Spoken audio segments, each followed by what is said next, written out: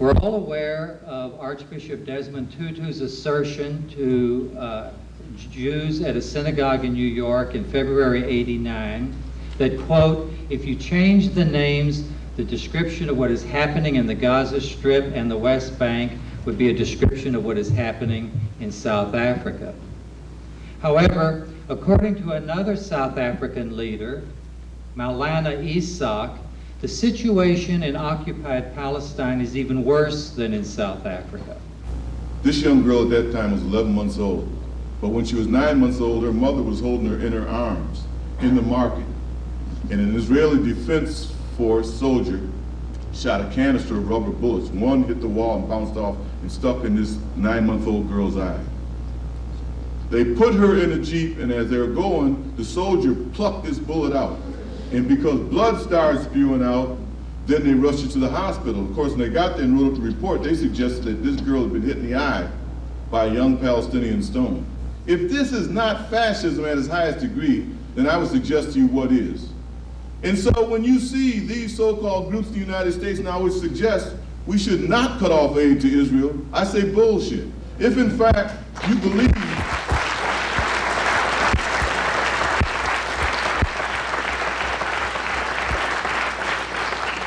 sanctions against the apartheid government of South Africa, then I am not able to determine any differences between the occupied situation of the people in Palestine.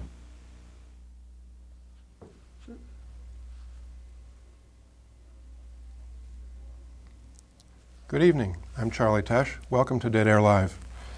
In October of 1989, NBC News reported that South Africa and Israel, working together, had tested a long-range missile capable of carrying nuclear warheads. What was shocking in this story was not just that the outlaw apartheid government of South Africa, long fighting with its neighbors, was now capable of attacking with nuclear force anywhere in Africa, but that they were aided in that development by the State of Israel. People should not have been surprised. In fact, Israel and South Africa have been close economic, political, and military ties for more than 35 years, including joint development of an atomic bomb in 1979. Because of intense political and economic pressure from Israel and its friends, the relationship between Israel and South Africa is virtually unknown to the American public. But in November of 1989, the Middle East Justice Network held a conference in Boston featuring speakers from around the world talking about that relationship. Tonight we'll have a chance to see some of what was said at that conference and to talk with several of the people who were there.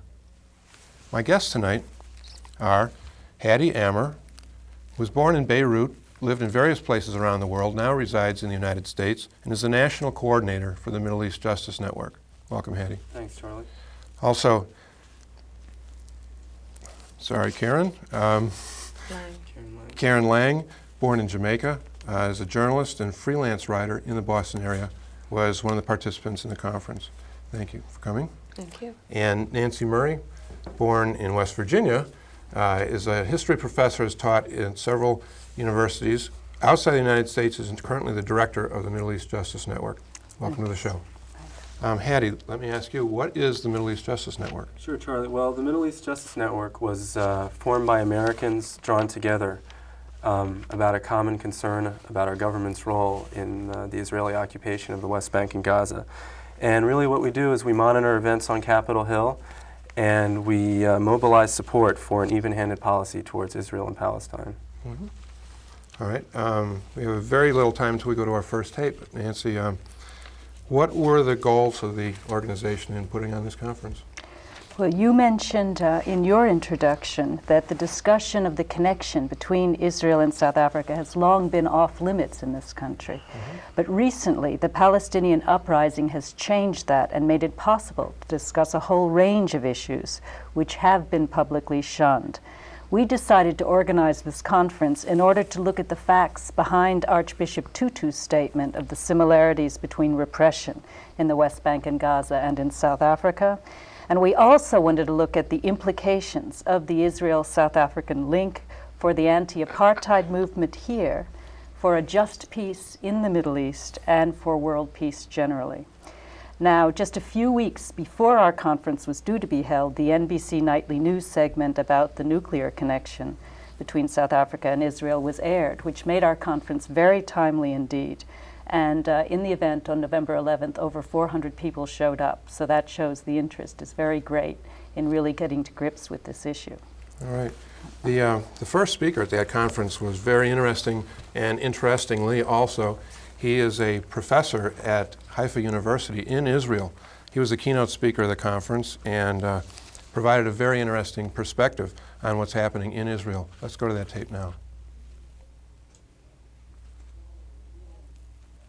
Our goal here is not to discuss the Israel-South Africa alliance in the abstract, but to raise the question of what it really means. There are two related questions.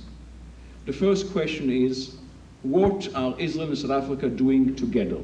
And to answer this question, we could go on and on, not only just for one day, but for weeks and months, because the alliance indeed is the most comprehensive, the most intimate in the history of Israel. And we will get into a few examples. But the other question, and maybe even more important, is why? Why has this alliance developed? Is it some kind of a historical accident, as some people would suggest? Is it a matter of a pragmatic consideration? Is it a matter of Israeli naivete? Some people would have us believe that Israelis just don't know what's going on in the world, they don't know what's going on in South Africa, and that's how they get involved in these unfortunate alliances. I think I'm going to propose this morning a different strategy in approaching these questions, and I think that we need a strategy because the point of view that we are dealing with here is obviously a minority viewpoint. This is an uphill struggle, though, as Nancy said, thanks to the Intifada, the situation today is that people are a lot more open to hearing more about the Israeli-Palestinian situation and to recognizing that indeed there may be similarities between Israel and South Africa. The issue of structural similarities is an issue that has to be addressed, and what I'm going to propose is that we can get around the question of the alliance and we can discuss the question of structural similarities in its own rights and on its own merits, and I will develop this later. Now, to discuss the Israeli-South African alliance, I always say that this alliance is reflected nowadays in every field of human endeavor, from archaeology to zoology, and from gay liberation to nuclear weapons. Usually people want to hear the story about gay liberation and the Israeli-South Africa connection, but I think that the nuclear connection is a lot more important, so I don't know if we'll have time for the gay liberation story, but it's there. And basically, wherever you look, and if you care to look, in Israel, what you see and what is important is the normality of the situation. In other words, and I will give you just an example from my own campus, on any American campus, the South Africa issue, the apartheid issue, is something which is discussed quite often and is the focus for a lot of political action, a lot of heated debates. On my own campus, I can report to you that the only references that I have heard over the years to South Africa from students and faculty have been references to vacation plans, because South Africa is a popular vacation spot for Israelis. The only negative comment I've ever heard in this context of South Africa on my campus has been when a graduate student was unable to book a seat on a flight to South Africa because there was that much demand. So this was the only negative comment I ever heard in the context of South Africa. Why is it that you can't even book a vacation there because everybody wants to go there. The nuclear alliance between Israel and South Africa is at least 30 years old. And I think this is the important point about the alliance. The alliance is nothing new. And I'm not going to go into too many details now, but it's important to realize that the alliance between Israel and South Africa, both on the level of conventional weapons, because, for example, the Israeli Uzi submachine gun has been produced under license in South Africa since 1955, okay, almost 35 years. But also, when it comes to nuclear weapons, the project, this joint collaboration project, does have a very long history. And this would, of course, lead us to the discussion of the other important question, and that is the origins of this alliance. Is this an aberration, a detour, an accident? And very often, of course, people would answer by saying, of course, this is an unfortunate accident, because Zionism originally was a great humanistic progressive movement, and then something happened. This is the two-stage theory of the history of Zionism. And there are many, many versions of this history. And the versions differ as to the exact date when the first stage of idealistic humanistic Zionism ended, and the second stage in which we are now started. Some people would say it started in 1948, other people would say 1967, others would say 77, others would say 82. My personal view, of course, is that there was no such division, and there were no two stages. Basically, Zionism is one and indivisible, and we have to look at the origins and nature of Zionism. And here we move into the interesting and important question of the nature of similarities between Israel and South Africa.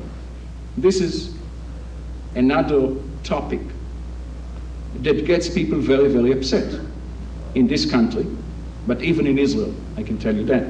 Despite the fact that the alliance between Israel and South Africa is discussed in the Israeli media quite openly, the basic structural similarities are not discussed as often in Israel. I think that discussing these basic structural similarities is our job, and moreover, I'm going to propose that discussing the basic nature of Zionism as colonialism does not have to be tied to the discussion of the Israel-South Africa alliance. In other words, even if there is no alliance between Israel and South Africa, a discussion, an examination of the state of Israel today would lead any fair-minded person, and especially any American, to the conclusion that there is something terribly unjust about the system, according to which Mr. Cohen of Johannesburg, when he comes to Israel tomorrow morning, has more rights than Muhammad Bakri, who was born on a hill in the Galilee and lived there all his life. And it is easy to point out that the situation of Mr. Cohen of Johannesburg, when he comes to Israel and immediately becomes a privileged citizen, whereas Mr. Bakri is defined as a foreigner and as an invader, this situation is actually quite similar to the situation of Mr. Cohen of Tel Aviv, who migrates to South Africa. And as long as he's declared white, he has more rights than the black natives of South Africa. and we realize that the basic principle is the same. And at the level of principle, and we don't need to talk about the alliance, and we don't need to talk about nuclear missiles, and we don't need to talk about conventional weapons, though they are there. And anybody just following the news out of South Africa can see that the South African army, when it enters any black township, the South African military is armed with Israeli weapons. The Galil rifle, which again has been produced in South Africa under license since 1981. And I can tell you a secret, that even the helmets worn by the South African military, most of these helmets were made in Israel. Actually in a famous kibbutz that used to be a Stalinist kibbutz in the good old days, and now it's just a place that produces the best helmets in the world, so they say, and you can find them all over. So even when we follow the news, and these things are not secrets, you just look at the pictures, you see the Israeli weapons, you see the Israeli jets, you see the Israeli missile boats, you see the Israeli equipment, you see the Israeli drones that are used to spy over frontline states, you see the Israeli strategy and tactics, you see the Israeli military advisors all over the place, you see the Israeli scientists and experts working in South Africa. And the question that I'm always asked, being an Israeli, people always say, aren't you concerned that by what you write, what you lecture, you may cause damage to Israel's image? And my response has always been that I'm not concerned about images, I'm more concerned about reality.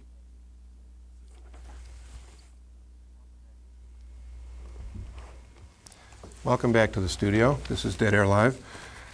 You've just been listening to Benjamin Beit Halahmi, who is a professor of psychology at Haifa University in Israel. Nancy Murray, you have read his book on the subject, and can tell us a little bit more about that. Yes, I brought a copy to the studio. It's called The Israeli Connection: Who Israel Arms and Why. This book is available locally, or you can order it, and it certainly is a very good read. Professor Beit Halahmi of Haifa University in this book provides convincing reasons for this relationship between Israel and South Africa. He looks back in history, he charts the reasons for its development, and he calls this relationship, quote, a unique alliance, the most comprehensive and the most serious Israeli involvement anywhere in the world. But this book does more than that. This book also looks at Israel's role in various other parts of Africa, in Asia, and in Central America. And those of you who work in the Central American peace movement might want to take a look at this book. You'll find out all sorts of information about Israel exporting its expertise on repressing Palestinians in the West Bank and Gaza to places like Guatemala, to El Salvador, and so on. Basically, Professor Beit Halahmi sees Israel as being what he calls, quote, at war with the third world. And it's this which has made Israel a trusted American ally. Mm-hmm. Yeah, there's a tremendous amount of information, both in what he said at the conference, that we didn't hear all of it, and in the book. At the conference, there were a lot of very informed people talking stuff that I hadn't heard before, and I imagine most people haven't. Give us a little introduction to the next tape we're going to see and the people who are on it. Fine, Charles. In the morning, we focused on the structural parallels between South Africa and Israel. We then turned and looked at the assault on human rights in both contexts. In the structural parallels section, we had a professor from Marquette University talking, named Professor Robert Ashmore. I believe you saw some of him in the introduction to this tape. We had a South African named Fred Dube, who is currently a professor at Evergreen State College. In the following extracts, you will also see Terry Bulata, who is a Palestinian human rights worker who has been imprisoned 4 times in the last 2 years for her activities. You will see South African exile Diana Scott and Bernard Mills, who is the British former director of the United Nations agency set up to help Palestinian refugees in Gaza. And finally, I believe you'll see a clip of the former mayor of Berkeley, who recently visited the West Bank and Gaza, Gus Newport, who also appeared in the introduction to this tape. Then, after talking about structural parallels and the assault on human rights, we turn to a discussion of resistance. What resistance has been produced by the repression which is taking place in both regions. There we had discussions presented by Mamzane Kulu of the African National Congress and Ibrahim Abu-Lughod of the Palestine National Council, who is also a professor at Northwestern University. All right, thanks, Nancy. Let's take a look at that tape now.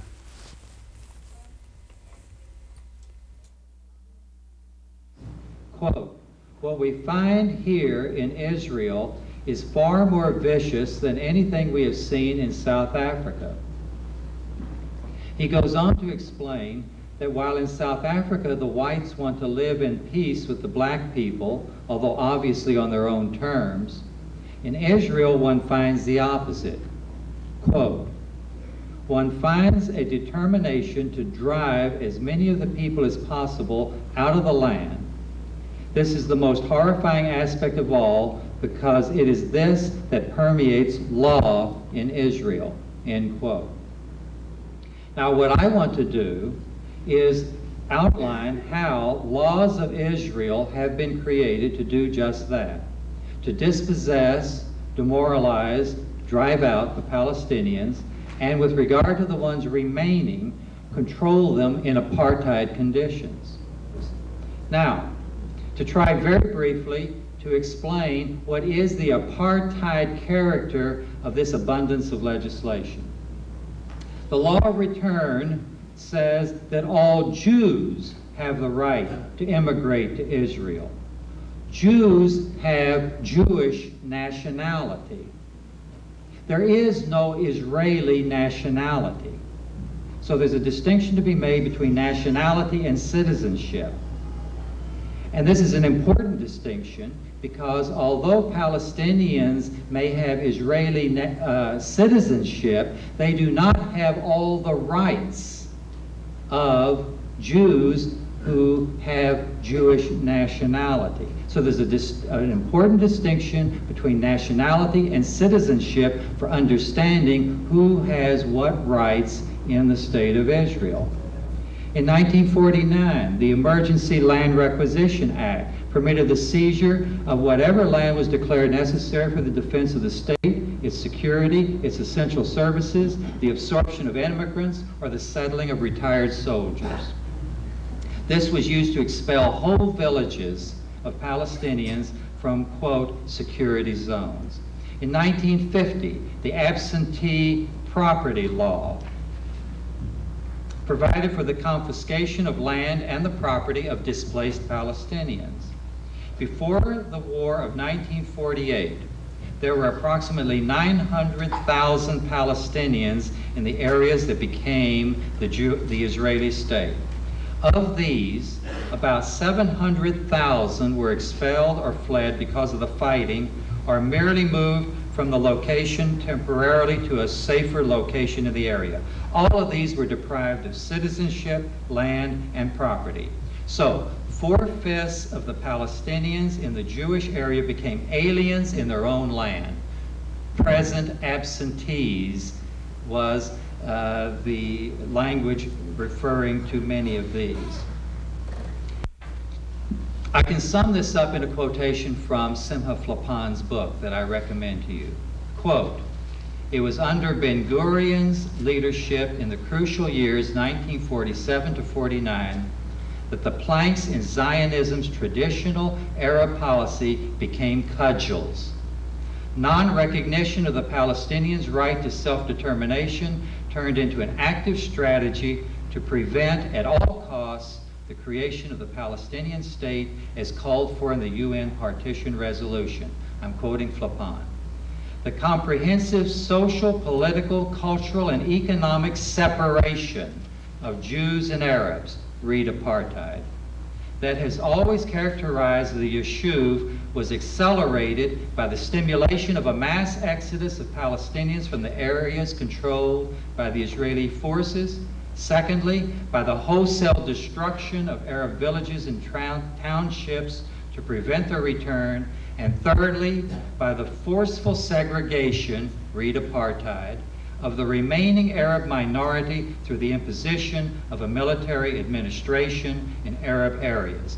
This is internal colonialism. I would like to end by quoting the Bible. Leviticus, which is part of the first books, the Pentateuch of the Bible. In Leviticus chapter 24, verse 22, God told the ancient Israelites, quote, "You shall have one manner of law and equal judgment among you, as well for the stranger as for one of your own, for I am the Lord your God." In Israel today, there is no conformity to the word of the Lord. If you look at the justification of Israel's existence and the expulsion of the Palestinians from the land which was called Palestine, when the organization was first formed in 1897, it was quite clear that the state of Israel was going to be founded on the basis of colonization. But today you don't hear that. What you hear is that it is a return to historical land. And historically, that land was a promised land by God. Historically also, that land was a colonialism, but justified by saying that God had promised them Canaan. They were Canaanites there. And there were also the Philistines. So even at the beginning, there was colonization. So there's nothing new with what is happening today. The important thing is the mentality of the promised land. The Africans, when they were saying that they are escaping from the British in order to get their promised land, they were going into the internal part of South Africa, the interior of South Africa, and there they were going to the promised land, and they saw themselves as the modern Israelis, and that was of course before the modern Israel. They copy from each other. One does this and the other one will do exactly the same thing in the next 10. You look, for instance, at how state terrorism has been practiced by Israel over the Palestinians. They go across and they bomb men, women, and children. And that is called preemptive action. South Africa copied that, did exactly the same thing. On the other hand, South Africa began shooting children, even 3-year-olds, and claiming that these children were in fact endangering the lives of the soldiers by throwing stones, 3-year-old kids. And they shot them and killed them. So that was self-defense. Israel did exactly the same thing and made the same claim. Control of the land and forced removals. There has been demolition of homes. We have seen it on television in terms of the Palestinian community. The most incredible blowing up of Palestinian homes. In South Africa, there have been widespread bulldozing of squatter camps, not once, not twice, but 3, 4, and 5 times, bulldozing and re-bulldozing the same camps. There have been, as part of the policy of forced removals, the destruction of ancestral homes. There is one relocation camp in South Africa where people had lived for more than 200 years. They were told that was a black spot on South Africa's white map, and they were moved to the other side of the river from where they were originally staying. And that resulted in poverty and the destruction of their homes and the loss of their farmland. I need not go into the numbers of homes and the ruins of those ancestral homes that we find all over occupied Palestine. Women and mothers have not been exempt from the violations of human rights. We have seen in both places the violent whipping of women, most recently in the Defiance campaign in South Africa, women who were very severely beaten only because they were in the area surrounding a church where a meeting was being held.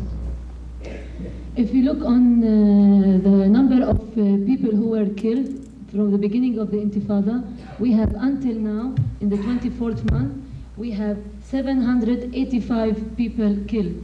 Of course, these killings were by live ammunition, by gunfires, like live ammunition, plastic bullets, marble bullets, and you have to here look more closely that even plastic bullets and marble bullets, which until now Israel deny that they killed, they are killing, and we have tens of names that were killed by plastic bullets.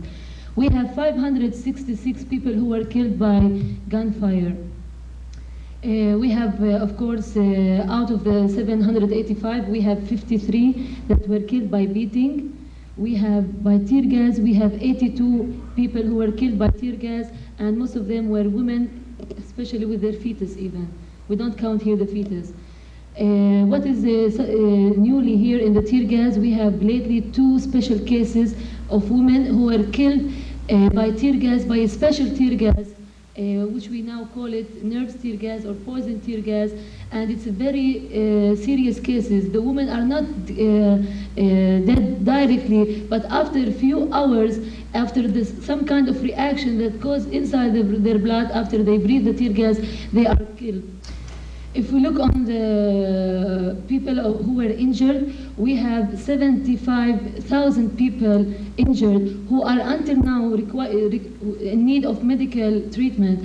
I'm here not including the people who were injured and went out of the clinics and hospitals. We have 75,000 who are still in need of medical care.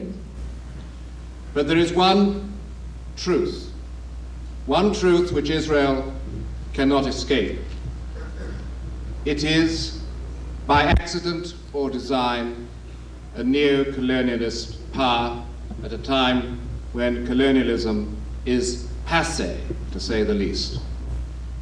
Clearly, Israel cannot go on doing this. They cannot hold 1.5 million people down by these methods. Already, they have lost the support of Europe. In the 2 years since the Intifada has started, there has been a complete change. Even those countries like Holland and Denmark, which used to be completely supportive of Israel, have now become supportive of a 2-state solution. In the summer of 1988, I went to visit Palestine. And let me tell you, I've been in some rough situations. I went to Esteli, Nicaragua, the day after it was raided. I was in El Salvador for 2 weeks in the liberated zones where I walked from Chalatenango to the Sun Tzu border and was caught up in several bombing attacks. And at times we were 45 minutes ahead of the military. I witnessed soon after the attacks of southern Angola the drastic measures of the South African military, but never have I been as afraid as I was when I was in Palestine of forces such as the Israeli Defense Forces. To go into Ramallah or some of the towns and to see the hundreds of Israeli soldiers perched up on top of those buildings or milling throughout the streets, recognizing that we who had been reported about how the Intifada took place here always thought that it was young children throwing stones or intimidating these soldiers. To the contrary, the lowest laws of the jungles do not permit anybody to come on their turf and to just treat people like dirt. And the Israeli Defense Forces walked through the occupied territories, calling women all kinds of names and treating children as though they were dirt. And so it's only human nature that they respond with stones. Allow me, ladies and gentlemen, to reiterate that the ANC has never been opposed to a negotiated settlement of the South African question. We have, on a number of occasions, asked the apartheid regime to talk to the genuine leaders of the people. We are still willing to enter into negotiations if they are going to lead to a united, democratic, and non-racial South Africa. We reject the demand of the regime that we should unilaterally abandon or suspend the armed struggle because, as we all know, the source of violence in South Africa is the apartheid system. We also reject all efforts to dictate to us who our allies should or should not be and how our membership should be composed. That today, as I'm speaking, as you are sitting here, the world can be divided, not between communists and capitalists, or between the third world and the first world. I want to introduce a different conceptual scheme for the division of the world. I think there are two cultures in conflict today. There is a struggle between two cultures. And cultures do not have a particular geographic frontier. The culture is not that of the United States or the Soviet Union or Palestine or South Africa.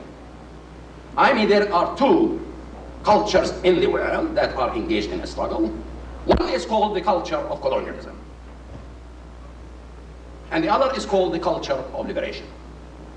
Both are engaged in a fierce struggle. Now, when I say it this way, you will think of all these hundreds of states, there are probably 177 or 178, I can't remember the number, who are quote-unquote sovereign and independent, and they are all members of the United Nations, and they have equal vote.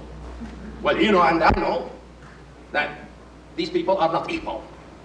And when they vote in the UN, everybody knows that the United States can win. When it vetoes a resolution in the United Nations, it is the winner. The whole world can be set against it, but we know equal. Okay? Now, in that sense, in the sense that I'm presenting to you, because it helped me in talking about my specific subject and in comparison to South Africa, I think we have these two cultures. The culture, I mean, we use sometimes softer words. We say hegemonic power. You know, we are really leery of colonialism, and we become stuck with the term. And, you know, it conjures, you know, the racist, and of course they are racist. I mean, the most fundamental basis of colonialism is racism.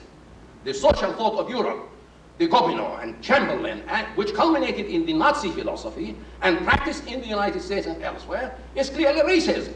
And it was the racism of white, European, against other people, and they used racism as a way to exploit these people. The aim is exploitation, conquest, but the basis was found in a hierarchy of people in which Europe and the white man and the white woman with it, of course at that time it was an appendage, but benefited from the system of exploitation, and therefore all colonialism in that sense is racist. Now, today therefore, the world has been transformed. The structure is different. We have states, and we think of the imperialist power being the United States or Britain or France. We think of it that way. But in reality, as you can testify, as I can testify, that people within the system, in fact, belong to the culture of liberation. That is, liberated Americans do belong to that culture of liberation, whereas the Bush administration and the Reagan administration and all the reactionary elements in the American system who want to beat the Sandinistas and the Africans and the Arabs and the Palestinians, who assist Israel and South Africa and Somoza and Honduras and all of that, we all find our niche in this world. So I support fully and unconditionally the Sandinista struggle for self-determination. Not because they are Spanish, they are not Arab, but because we all belong, that our fate in that sense is determined by this kind of commitment for a restructuring of the world. We need a perestroika in the world system, and that is what is needed today. I know of no instance where in confrontation between these systems that the colonizer, the imperialist, ever offers a solution to the problem of the colonial condition. It's always the colonized who offer the vision of cooperation, of coexistence, and equality. In Africa, in South Africa, it is the African National Congress that offers the possibility to the Afrikaner and to the English and to all the whites to cooperate, to coexist on the basis of equality. And it is the Palestinians, it is the Intifada that's offering the possibility of coexistence on equal terms among people. Thank you.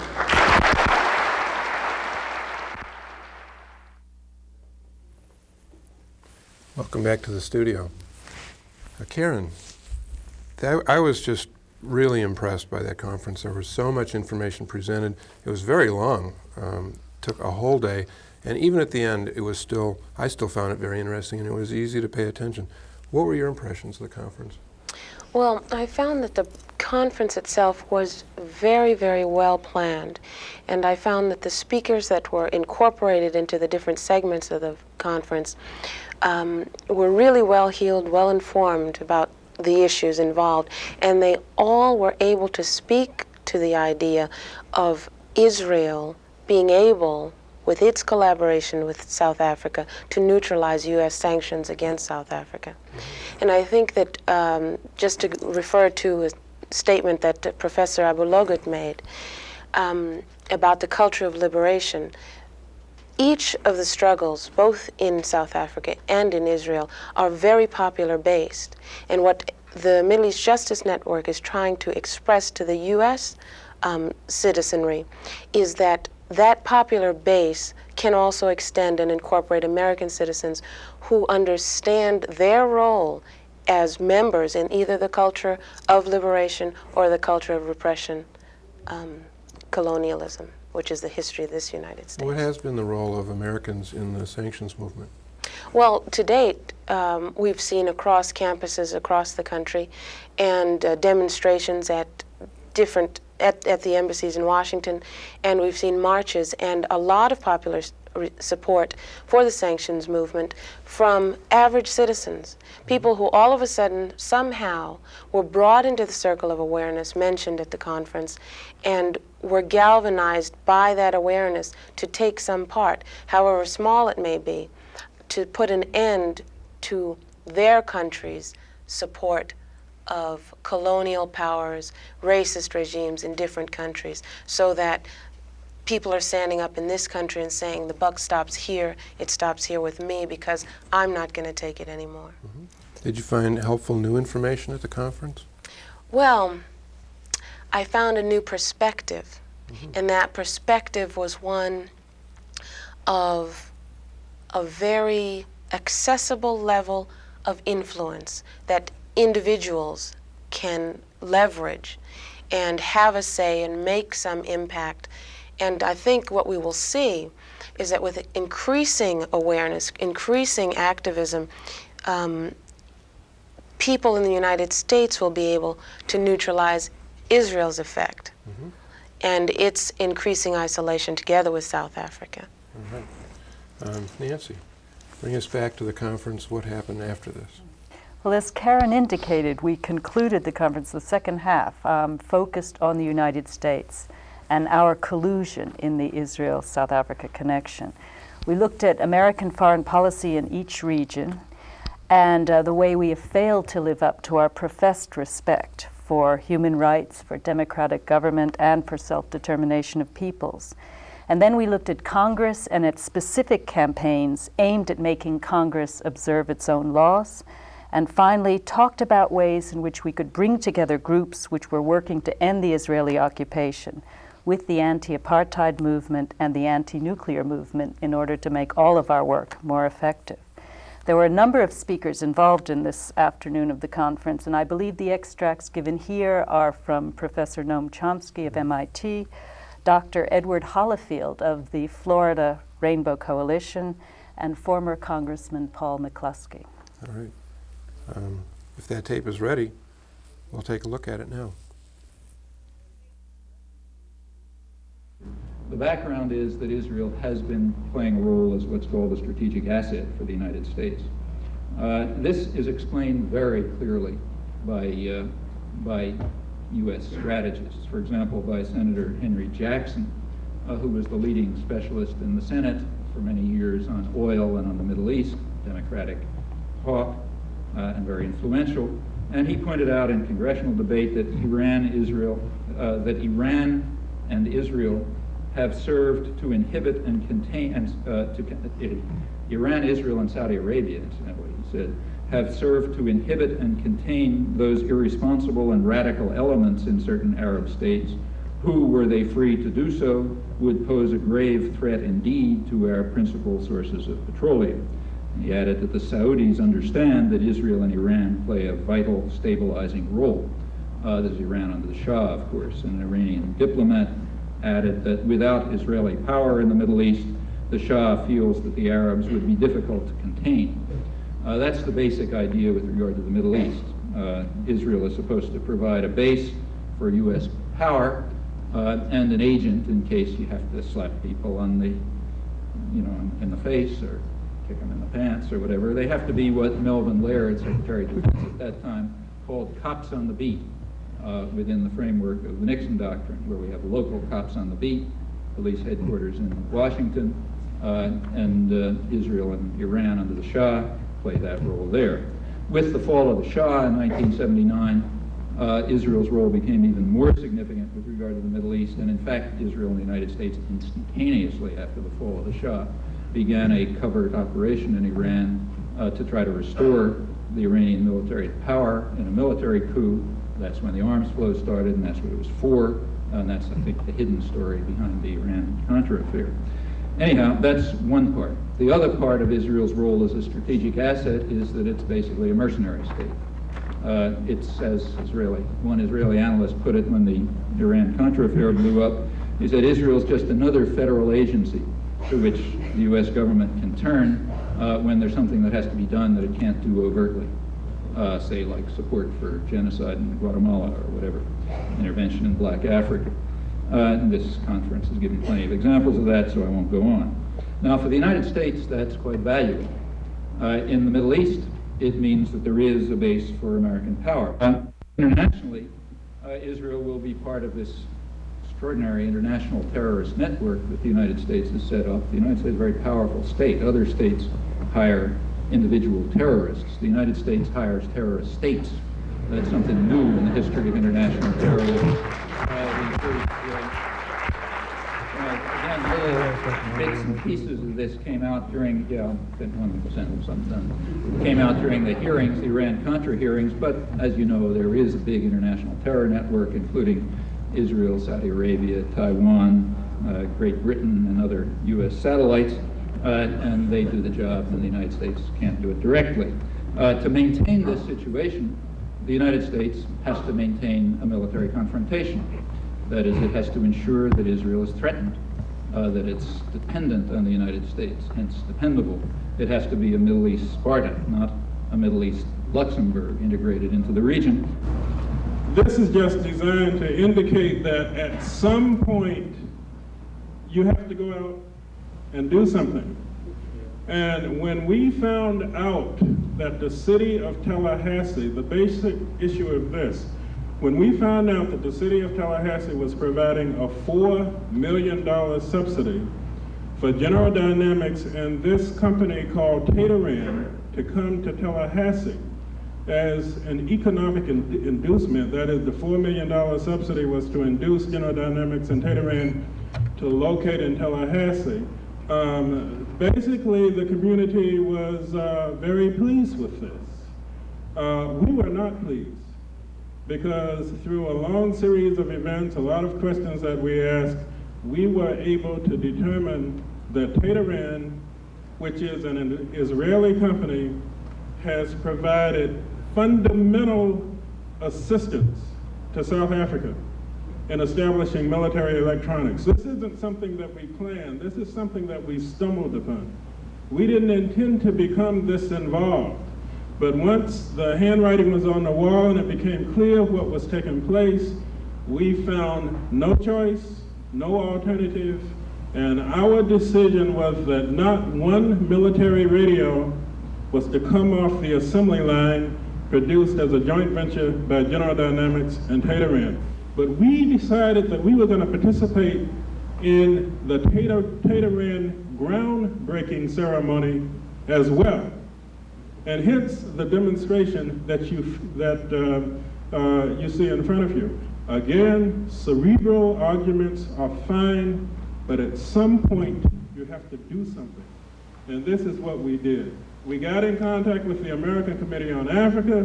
We asked them, what's going on with Tataran? They had never heard of Tataran. I spoke to Richard Knight. One of the things that Richard Knight said, and we are indebted to him, we don't have anything on Tataran. We never heard of these people. But we do have some old Johannesburg telephone directories. And if they're there, maybe they're in the telephone directory. And it seemed like a plausible argument to us. So he proceeded to dust off some of his old telephone directories, and lo and behind, lo and behold, what did you find? You found Tateran in the Johannesburg telephone directory. Well, this was very interesting because when we raised the issue about Tateran, they argued all along, we have never been in South Africa. We have no history in Tallahassee, in South Africa. And then we get this telephone directory, and it showed the following, if you bear with me just a second.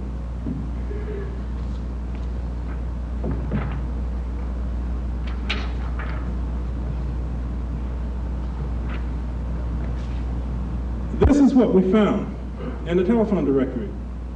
If you look in the right-hand corner, you will clearly see Tateran air conditioning, Tateran electronics, etc. Again, keep in mind, Tateran said, no, we are not involved in South Africa.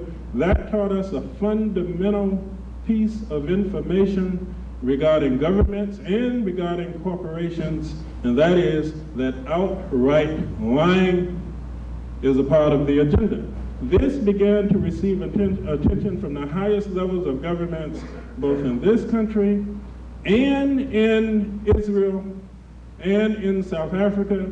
Shamir came to this country to discuss with Pentagon officials, what's going on in Tallahassee. Now you say, how can a group, perhaps of 2 million people in the United States, the active Jewish community, how can they control the Congress of the United States? It's very simple. Think of a congressman elected every 2 years or a Senate elected for 6 as a person with the most delicate antenna in the world. Antenna that would like to tell him or her what is right or wrong, but antenna that is focused primarily on what can defeat him or her in the next election. Every congressperson or senator knows that he or she will one day run for office and win by more than, or win or lose by less than 2%. In the great Senate elections of 1986, when our Senate changed from 53 Republicans, 47 Democrats, to 45 Republicans and 55 Democrats, 10 of the key elections were decided by less than 2%. What do concern politicians are those people who care so deeply about an issue that they will devote their lives, their efforts, and their money to defeat the politician on the single issue. There are 3 prominent lobbies in the United States that have the control of Congress on their issue. All of them are religiously motivated. The Right to Life movement, the anti-abortion movement, probably 5% of the United States cares enough to get involved in that issue up until now, but religiously the Congress has voted against a woman's right of choice. The second powerful lobby of the American Rifle Association. They're less than 2 million people, and yet they set out every year to defeat 12 congressmen who are soft on guns or gun control. That lobby has controlled this country. Even though it is a minority, the Congress has steadfastly refused any measure of gun control. But dwarfing the Right to Life movement and the National Rifle Association is the Jewish community lobby, AIPAC, which maintains a network throughout the country so strong that any congressperson who is critical of Israel in any way will be targeted for extinction. And this network is not just political, it's economic. They can deny business to law firms. They can deny advertising to newspapers and to television stations. The slightest criticism of Israel will trigger 2 million organized efforts.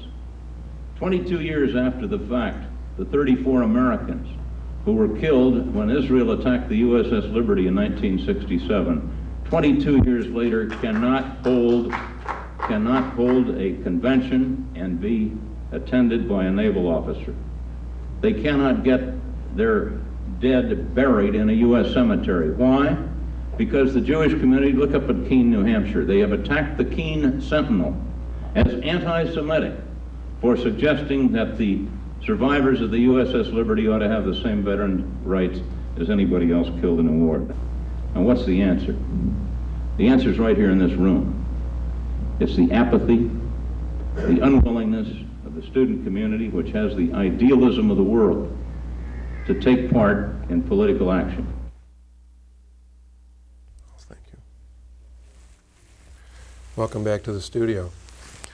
Hattie, Paul McCloskey is talking about the difficulty of the role of an elected official in the United States, it seems like their situation has been made very tough. Is this something that could be addressed? Is there a way to counter the force of this lobby? Well, Charlie, I mean, it's very clear that our members of Congress haven't heard from us on this issue, and even 6 letters can make a difference.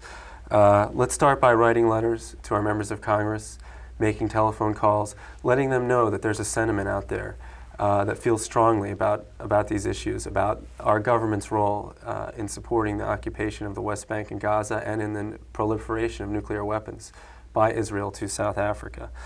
You know, we've got to let them know that we are concerned and that we're really willing to do something about it. We've got to go to our members of Congress, Mr. and Mrs. Congressman, we've got to say to you, listen, if you're going to persist in not criticizing, not acting against the Israeli policy of beatings, the blowing up of homes, imprisonment, and torture, if you're not going to speak out about Israel's proliferation of nuclear weapons to South Africa, you know, then we're going to somehow put pressure on you, and we're going to somehow get you out of office, because we're not going to stand for this kind of thing. Well, McCloskey talked about how Israel will target an individual who isn't supportive of them and just go after that person to get him out of office. And then he said that they had plans to target a few people on the other side and go after a couple of people, try to get them out. Are there, is there any kind of a national plan or local organizing going along those lines? Well, so far, Charlie, there hasn't been a nationally organized effort. But what we've got to do, we've got to register voters, educate voters, inject the issue into the debate, make them feel it, make our members of Congress feel it. We've got to ask them, what is your position? How can you support these policies? What are you going to do about it? And we demand an answer. And I think that when we do that, when our members of Congress begin to feel like there's a grassroots consciousness, there's a grassroots movement that is concerned about these issues, that these members of Congress are going to begin to change. Mm-hmm. He specifically mentions college students as being very knowledgeable and idealistic, but basically not getting involved in politics, and says that that's one of the biggest problems. You've done organizing on campus. Is there a hope there? Well, there is some hope on campus, on college campuses. The debate is beginning to change. There is a beginning of an acceptance that there is a need for a Palestinian state in the West Bank and Gaza, and that this need is congruous with Israel's security. But it's a situation, there has to be organizing. The laws are on the book. There's the U.S. Anti-Apartheid Act of 1986, which clearly stipulates that U.S. allies who break the UN arms embargo on South Africa should no longer receive U.S. military support. Essentially, we have the tools. We've just got to use them. We've got to hold our members of Congress accountable to these laws, and we've got to make sure these members of Congress understand that we feel that way. All right. Well, thank you very much. Hattie Emmer, Karen Lang, and Nancy Murray. Thanks for being our guests tonight. Thanks, Charlie. Incidentally, Noam Chomsky, who appeared on one of the tapes, will be our guest in 6 weeks, February 20th, for a whole hour. For the Somerville Producers Group, I'm Charlie Tesh. Thanks for joining us tonight.